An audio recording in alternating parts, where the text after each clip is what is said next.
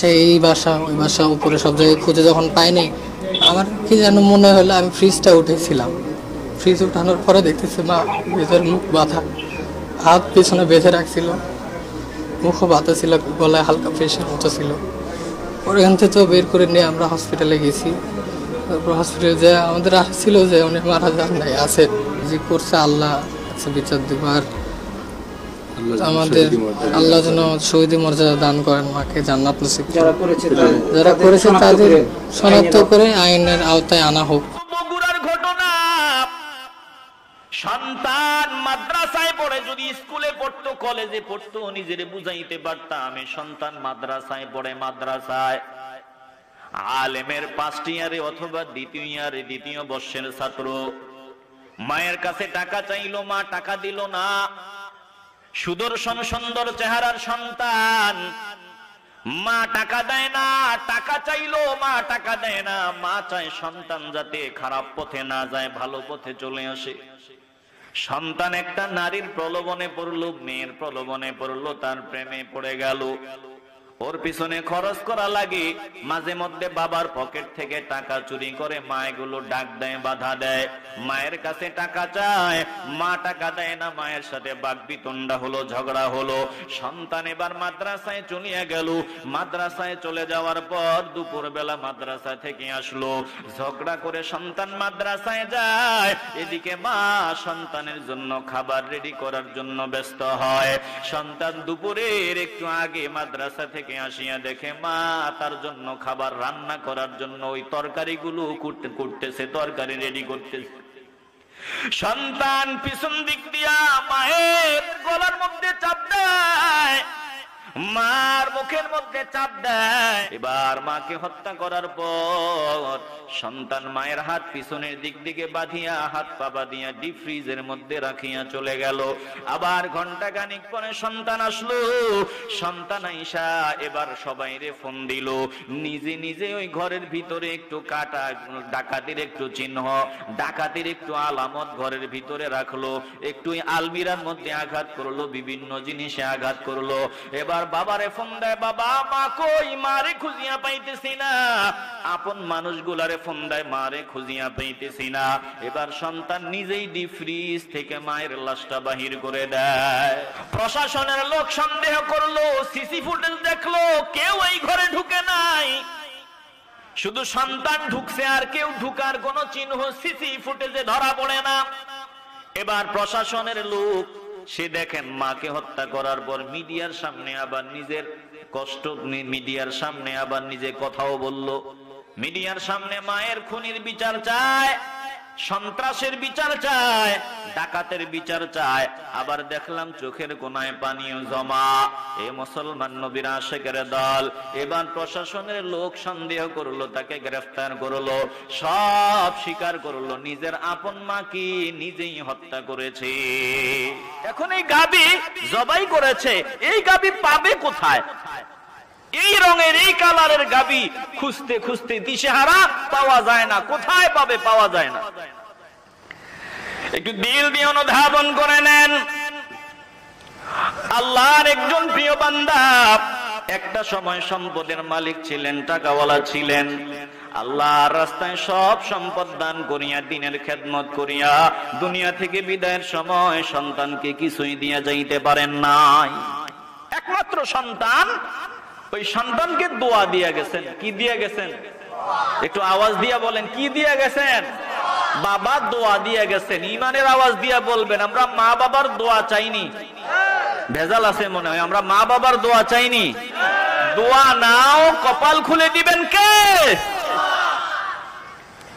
সন্তান কেমন আদবওয়ালা সন্তান, তাফসীরের মধ্যে ঘটনা এসেছে, দিল দিয়া শুনবেন। ওই ইয়াতিম বালক কেমন আদবওয়ালা সন্তান ছিলেন। বাবা দ্বিপ্রহরের সময় দুপুরে ঘুমায়, সামনে আসলো একজন হীরার টুকরা নিয়া। সন্তানের হীরার টুকরাটা পছন্দ হয়ে গেল, জিজ্ঞাসা করলো দাম কত? বলে 70,000। 70,000 মুদ্রা এটার দাম। সন্তান বলে অসুবিধা নাই, আমার আব্বুর টাকা আছে, অসুবিধা নাই, তুমি একটু অপেক্ষা করো, আমার আব্বু ঘুমায়। বাবা ঘুম থেকে জাগ্রত হয়ে বলে আমি তোমার কাছ থেকে এটা কিনবো। এবারে হীরার টুকরার মালিক ডাক দিয়া বলেন না না না, এত সময় অপেক্ষা করতে পারবো না, তুমি বরং তোমার আব্বাকে ঘুম থেকে উঠাইয়া যদি মূল্য দিতে পারো 10,000 মূল্য কমায়া দিলাম।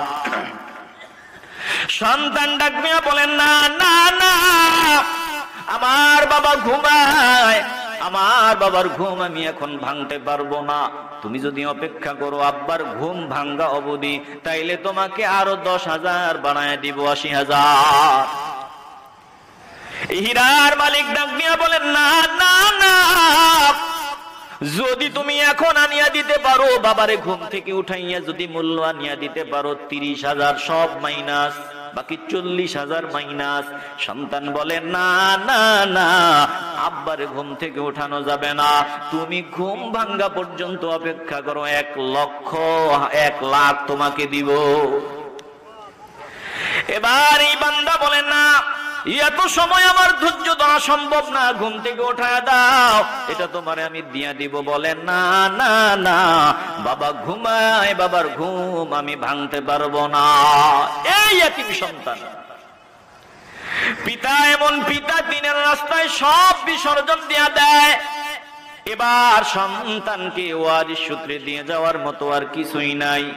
সুন্দর একটা গাভীর বাচ্চা, ওইটা জঙ্গলে নিয়ে আল্লাহকে দিয়ে দিলেন, বললেন আল্লাহ আমি তোমার কাছে এটা আমানত হিসাবে রেখে গেলাম, আমার সন্তানকে আমি কিছুই দিতে পারি নাই, আমার সন্তানের প্রয়োজনের সময় তুমি এটা দিয়ে প্রয়োজন পুরাইয়া দিও।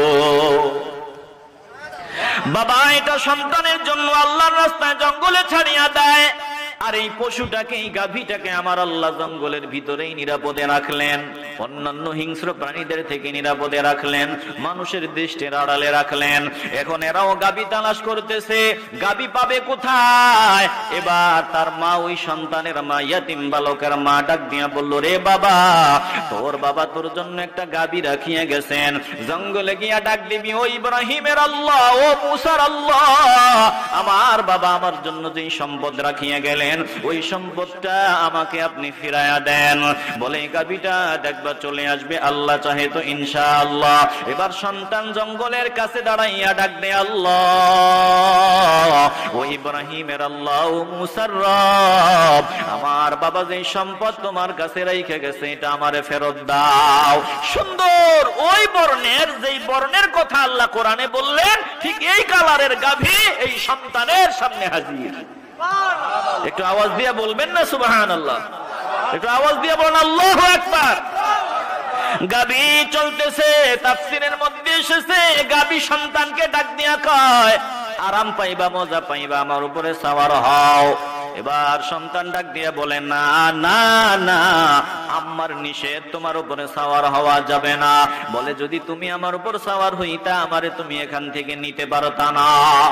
এবার এই গাভী নিয়ে মায়ের সামনে গেলেন, মা খুশি, সন্তানকে বললেন 3 দিরহাম, 3 স্বর্ণ মুদ্রা এটার দাম, বাজারে বিক্রি করবা, তবে বিক্রির আগে আমার সাথে সিদ্ধান্ত করিও, ছেড়ে দেওয়ার আগে একটা সিদ্ধান্ত পরামর্শ কইরো।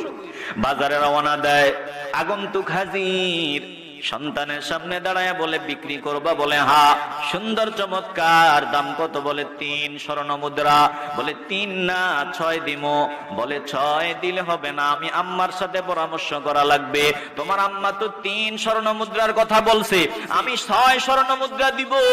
বলে না, হবে না, আম্মার সাথে পরামর্শ ছাড়া তোমাকে আমি দিতে পারবো না। এবার মায়ের সাথে পরামর্শ, মা ডাক দিয়া বলে হ্যাঁ বিক্রি করবা, তবে বিক্রির আগে আমার সাথে পরামর্শ করিও। আবার ওই আগন্তুক সামনে হাজির, আগন্তুক সামনে দাঁড়ায় বলে বিক্রি করবা? বলে হ্যাঁ। কত? বলে 6 দিরহাম। বলে 6 স্বর্ণ মুদ্রা। বলে না, 12টা মুদ্রা তোমাকে দিব। বলে না, আম্মার সাথে পরামর্শ ছাড়া বিক্রি করা যাবে না, আমার মায়ের সাথে আমি পরামর্শ করে নেই। বলে পরামর্শের দরকার নাই, বিক্রি টাকা নাও, আমি টাকা দিচ্ছি, তোমার মাল আমারে দিয়া দাও। বলে না না না, মায়ের সাথে পরামর্শ ছাড়া দেওয়া যাবে না। এবার মায়ের সামনে সন্তান গেল, মা এই ঘটনা। মা বলে, রে বাবা, আল্লাহর পক্ষ থেকে পরীক্ষা চলতেছে। ও বাবা, লোভ করা যাবে না। আমি নিশ্চিত আমি তোমার মা, যে তোমার সামনে বারবার আগন্তুক অপরিচিত হাজির হয়। আমার দৃঢ় বিশ্বাস দুনিয়ার কোন মানুষ না, আল্লাহর ফেরেশতা। তুমি একটু পরামর্শ চাইও যে গাভীর ব্যাপারে কি করা উচিত। এবার আবার আগন্তুক সামনে হাজির।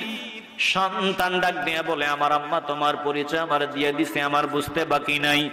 মা বলছে পরামর্শ করার জন্য এই গাভীটা কি করলে ভালো হয়। এবার আল্লাহর ফেরেশতা বান্দাকে পরামর্শ দেয়, বলে গাভীটা বিক্রির প্রয়োজন নাই, বাড়ি নাও, সময় মতো আসবে। এই গাভীর চামড়া ভর্তি। কথাগুলো মনে হয় একটু বেতাল হয়ে যাইতে আছে। কেউ বেশি বেতাল হইতে আসেনি?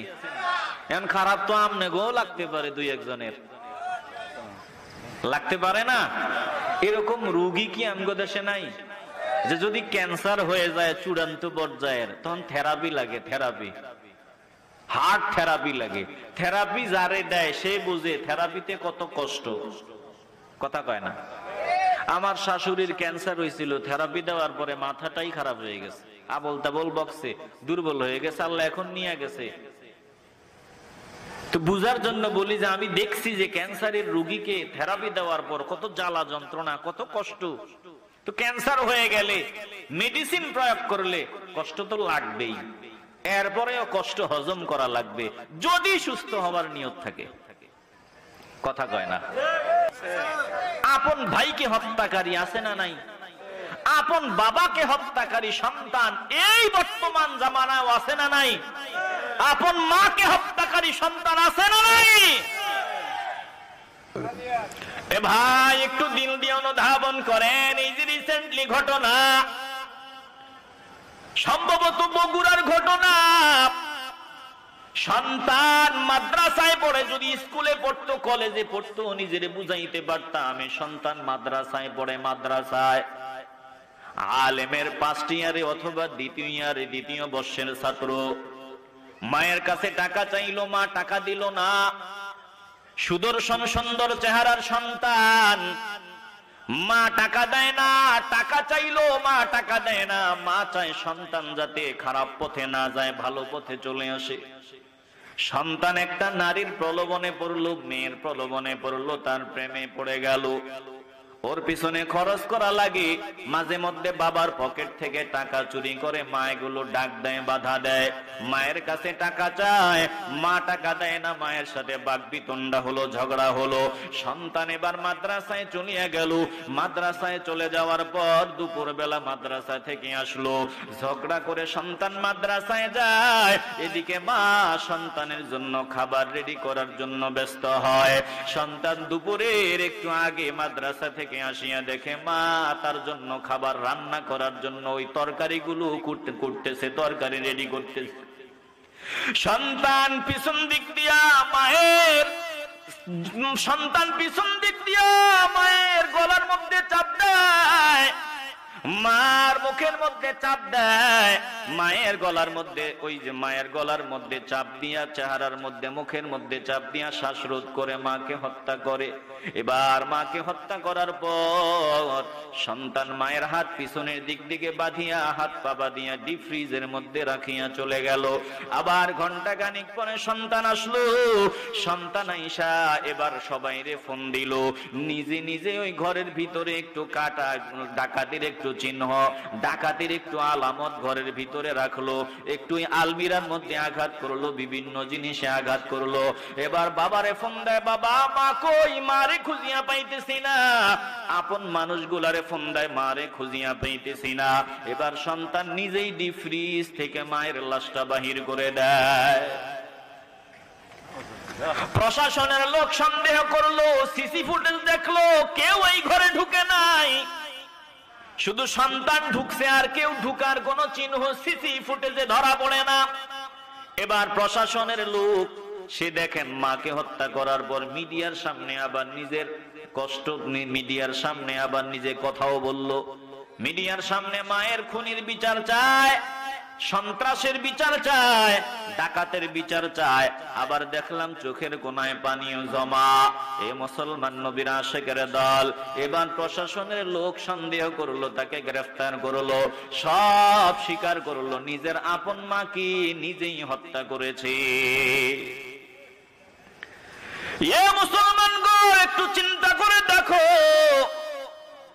আজ আমরা কোথায় আছি। সন্তান নিজের মাকে শ্বাসরোধ করিয়া হত্যা করে, সন্তান নিজের মাকে হত্যা করে। এই মাকে তো মারা লাগে নাই, যখন সন্তান চাপ দিয়া ধরছে, যখন সন্তান মায়ের গলার মধ্যে চাপ দিয়া ধরছে, সন্তান মায়ের জবান বন্ধ করে দিছে, তখন তো মা মরার আগেই মরে গেছে। আমার কোন সন্তান, কার জন্য আমি এত কষ্ট করলাম, কার জন্য এত পরিশ্রম করলাম, কোন সন্তান আমি পেটে নিলাম। এ মুসলমান নবীর আশিকের দল, আজকে এই আধুনিকতার ছোঁয়া পাইয়া বহু সন্তান এই রকম বাবা মাকে হত্যাকারী সন্তান হইতেছে। আজকের এই বর্তমান সময়েও সন্তান মাকে হত্যা করে, বাবাকে হত্যা করে। উম্মতে মুহাম্মদীর মধ্যেও সব ধরনের অপরাধ বর্তমানে বিদ্যমান। ওই বনি ইসরাইলদের আল্লাহ গজব দিছেন, অন্যান্য নবীর উম্মতদের আল্লাহ গজব দিছেন, তাদেরকে সাইজ করেছেন। যত অন্যায় অপরাধের কারণে সবগুলো অপরাধ বর্তমানে আমাদের ভিতরে পাওয়া যায়। জোরে কোন ঠিক কিনা? আসতে বলবেন না, জোরে বলেন ঠিক কিনা? সব অপরাধ আমাদের ভিতরে। এই উম্মতে মুহাম্মদী দাবিদার, আমাদের ভিতরে এমন কোন অপরাধ নাই যেটা আমাদের ভিতরে নাই। চুরি আছে, জেনা আছে, সন্ত্রাসী আছে, এমন কোন অপরাধ নাই যেটা আমাদের মধ্যে নাই। কথা কন না কেন? অন্যান্য নবীর উম্মতদের আল্লাহ যেই যেই অন্যায় অত্যাচারের জন্য গজব দিয়া ধ্বংস করেছেন, সবগুলা বর্তমানে আমাদের ভিতরে আছে।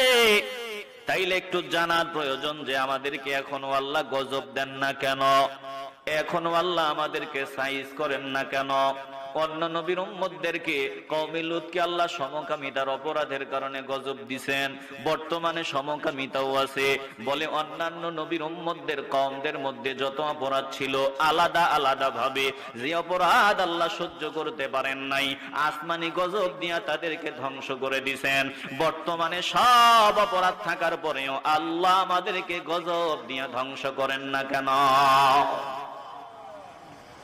কেন আল্লাহ আমাদের গজব দিয়ে ধ্বংস করেন না? এখনো আল্লাহ কেন আমাদেরকে আসমানি গজব দেন না? অথচ বহু আগেই আসমানি গজব পাওয়ার উপযুক্ত আমরা হয়ে আছি।